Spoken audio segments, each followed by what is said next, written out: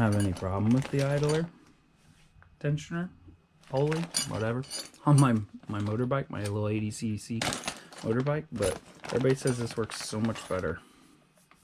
Comes scratched up. Look at all the scratches on it. So this was only 13 bucks. And I'm going to try it out, see if I like it or not. This is how it comes from Amazon. The link will be in the description below. I don't know what I'm looking at. They don't give you instructions or nothing. It came just like this. I guess I'm going to have to look at a picture to understand what I'm doing. Let's see.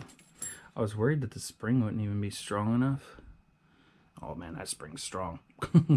Yeah, that's a nice spring. Hopefully I can get an extra one because springs definitely don't last forever. There's the spring. There's the... Just checking out the bearings in it. It's definitely wide enough. It came a lot bigger than what I thought it would.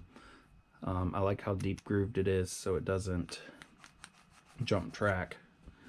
And then we got 2 nuts. One's definitely smaller. 1 washer. You guys are too far away to see all this. 3 that size. 1 that size. I'm sure one of these, that one goes through this. Very sure. Because if something's spinning, you don't want it spinning on threads, even though this is going to spin on this side of the threads. When that's spinning, it spins better on this than threads. So I'm sure that goes there, because none of the others are like that. So let's go put it on, install it, and check it out.